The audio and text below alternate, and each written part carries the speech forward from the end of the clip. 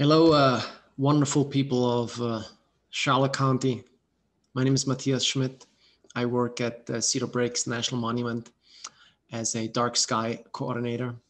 Unfortunately, I cannot coordinate dark skies in real life, but I will try to do that for you here in this little 15-minute clip, and we'll do some celestial observations. I'll walk you through what you can observe in the month of January with your naked eye, and maybe some binoculars, and tell you about our wonderful park that we have here. So let's get started. So I'm here at Cedar Breaks National Monument with wonderful co-workers and park rangers.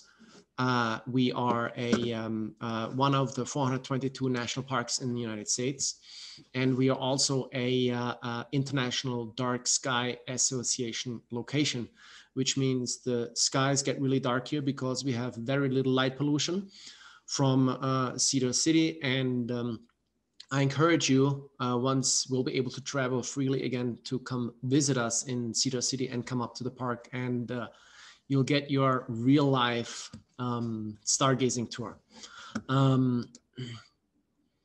This is just an image. When you see the Milky Way in real life, you might have wondered, what is this white band across the dome of the sky? And it actually is the Milky Way. It's our home galaxy, which is home to about 200 to 400 billion stars. And when I look at the night sky here at the park, I feel like connection, an emotional connection. I know I'm a scientist and we're supposed to be very objective and look at data and evidence, but I'm human and we're humans after all. And our ancestors have observed the night sky for thousands of years and felt the connection. And when I look at the sky, I try to get this passion and feeling and emotion that I have to other people. And I look for good quotes. And Rumi, a Indian poet, I think from the 12th century, I like his little poem. So I'll put this here. And this one says, "I am the sky where spirits live. Stare into this deepening blue, while the breeze says a secret like this." And when you're standing here at in the park on our viewing platform, maybe something will be triggered for you. Or even in Charlotte County where you live, I think 4 miles, Cape Coral, maybe you see some stars or planets and you'll feel something similar.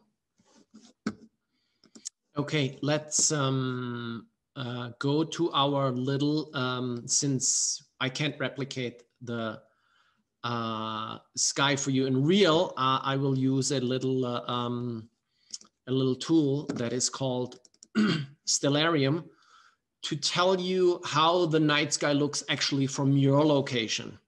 Here you see Fort Myers. You're at sea level, 9 meters. Let's start January 1st in the evening. By that time, you hopefully have recovered from your New Year's Eve festivities. I have put a couple of things up here for you. You can see the outline of the constellations, the constellation lines. You see the constellation labels as well. So you don't see many. You don't see the constellations just at 6 o'clock or 6:30. You might see some of the first stars, but you will definitely see the planets. So let's say on January 1st, assuming there are no clouds, you will look towards the sunset and you will see 2 bright spots. The brighter one of which is Jupiter, and the dimmer one below it is Saturn.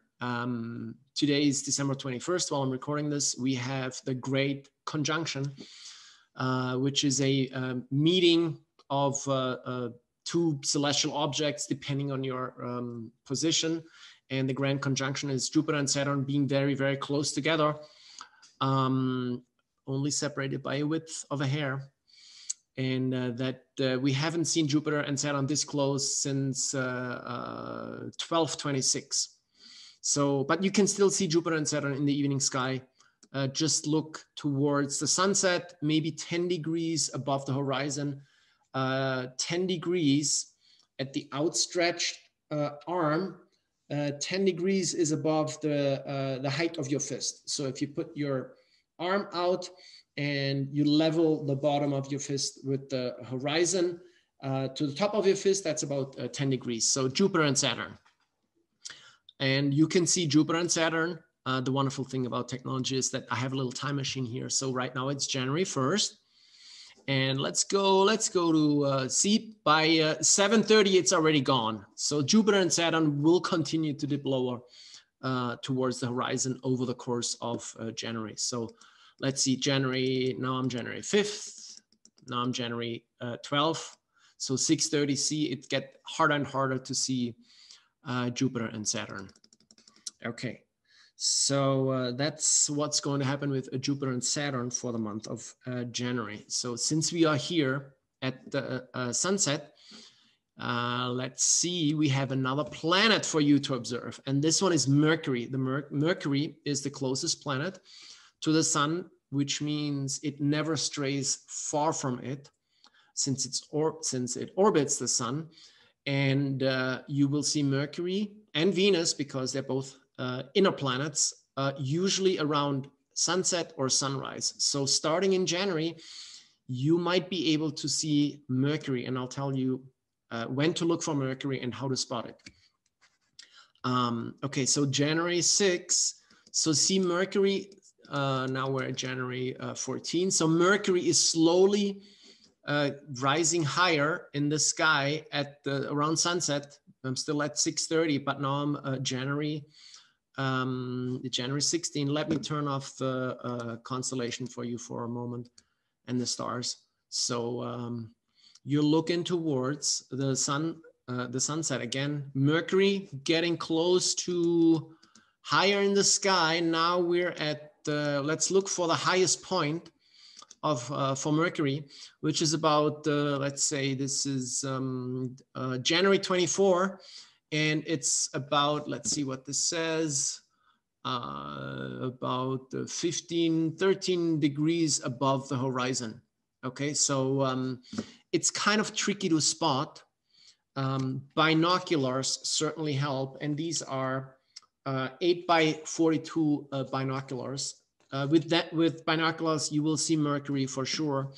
But you can see Mercury with the naked eye. You just go outside and I guess you're at the coast, so you'll see a beautiful sunset, and then just wait like maybe for an hour or so, you will probably start to see Mercury with the naked eye. I used to live in New York City, and I think it was May or so, April, May, June, I was able to spot Mercury with the naked eye without any tools. So, and you probably will be able to see it as well. So let's see. You know, since Mercury is small and it's close to the sun, it gets kind of tricky to see. So maybe around 7 o'clock-ish, Mercury will be a small dim spot towards the sunset, the end of January. Okay, let's see what else I have here to tell you. Okay, let's talk about Mars, because Mars will be visible throughout the whole month of January. Where is Mars? Mars is up here. Okay, let's go back to January 1st. And our little time machine, January 1st. So January 1st. So Mars will be towards the south and high up in the sky, so almost directly above you. You can't miss it if you have a clear night. It's a reddish point of light, and you can see, you know, Mars high in the sky. And for the whole evening, it starts. You can see it, you know, starting sunset, and then throughout the night, and it will set, you know, by midnight. Through the month of January. Okay, let's see. Oh, by the way, Mars. We currently have 3 spacecraft on their way to Mars. They should be landing there. They should be getting there by February. We can talk about that in February again, if you will be back. Okay, let's go to the morning. morning. Let's go back to January 1st. Let's go to you early risers. If you are an early riser, New Year's Day in the morning, or you're coming back from partying, look towards the direction of the sunrise. And in this instance, towards a southeasterly direction. Venus has been dazzlingly bright here in the morning for the last month or so, but Venus will continue to dip lower and lower. So let's see. So there was 6 o'clock for you party guys. Let's see, 6:30. You should be able to see 6:30, 6:35, 6:40. You should be able to see Venus before sunrise early in January, because it will continue to dip towards the horizon throughout the month of January. And oops, hey, there's Saturn. Saturn is coming up in February, but we're in January right now. We can talk about February another time. So what else? Let's talk about January 2nd. Let's talk about the constellations for a moment. Let's go back to January 1st. Let's go clear out. By the way, you see these lines here, and the orange line here is the path of the ecliptic.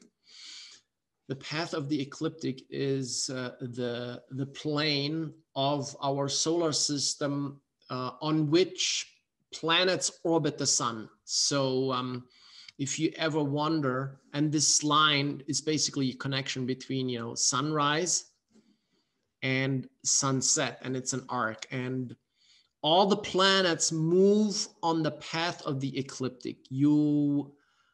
If you see Mars, you know it's on the ecliptic. If you just saw the sun set in the west, and if you connect, you draw like an imaginary arc from the sun set towards Mars, and then towards the east. That is your path of the ecliptic, and that's on this line where all the planets basically appear. So you can never see Venus over here or right above you in the zenith on top of you. But once you know where the ecliptic is, you will always find the planets during the night, or early in the morning, or in the evening. Okay, so this orange line is the ecliptic, and this one is the equator, the imaginary line of the equator, which is our Earth's equator. Okay, an imaginary projection of Earth's equator. So let's talk about some of the constellations, if you're still with me. Let's see, where am I? Atmosphere, no. Okay, let me turn on the constellation labels for you guys. Okay, so the 6 o'clock, let's go early evening again. Okay, so right now it's, let's say 8 o'clock. By that time, the sun has set and twilight is gone, so it should be dark. Let me just point out a few things for you. Maybe to observe. Okay, where am I? Here. So Orion the Hunter, is a constellation that continues to rise throughout the month of January. A little after sunset in the east. You know, this is I'm at 8 o'clock right now. Let's go back a little. So 7 o'clock. So 7 o'clock, 8 o'clock, you should see Orion rise on its side from the eastern horizon. And you have Orion the Hunter. This is the belt of Orion. Okay, so we have the 3 stars here. I'm not going to ask you to remember these names, but these 3 stars that are lined up vertically are the belt of Orion. And then you have Betelgeuse, which is the armpit It's a Persian for armpit of the hunter. And then you have Rigel. So Betelgeuse is a little reddish and Regal is like icy blue. And if you can make out the shield of Orion the hunter and then his club here, you're well along your way. So if you have binoculars, you go to the belt of Orion and then you look towards these 3 dim stars, which are called Orion's sword. And here in the center, this is the Orion Nebula. And with binoculars, you will be able to make it out a little bit. And that's, the Orion Nebula is 1,500 light years away, and it's a very active star forming region. And that's where new stars are forming at a high clip. So Orion the Hunter is always good to make out early in the evening. You have the Gemini, the twins, right next to it.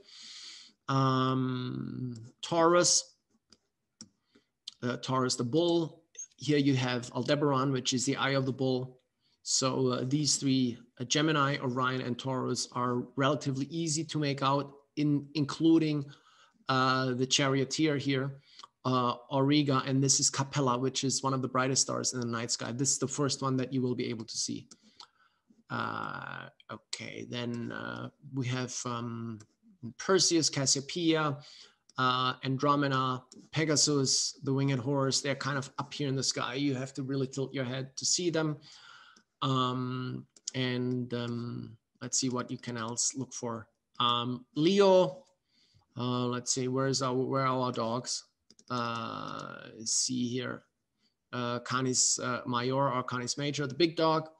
Always following the hunter, Orion the hunter, because every hunter needs a little dog to help find the game. And then you have Lepus the hare here, also in the vicinity of Orion. Okay, let's see what else is nice. We talked about Mars for a bit, Pegasus, and you probably always wonder how these things, or how we can find north. Well, if you can see, here we have the little bear, and the big bear. It's rising kind of northeasterly direction. Let's see here. We'll go a little forward. Okay. Yes. Let me zoom out a little bit. So let's go back to the first. Okay. So Ursa Major is here.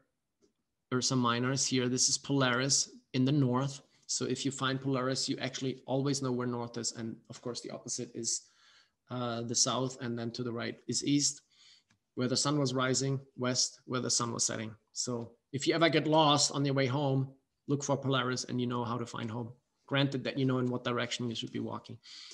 Okay, so Ursa Major, we now have Polaris. Everything revolves around Polaris. Okay, so everything revolves around Polaris. See all the constellations move. Polaris is not moving. So this is your lodestar, Polaris, your pole star.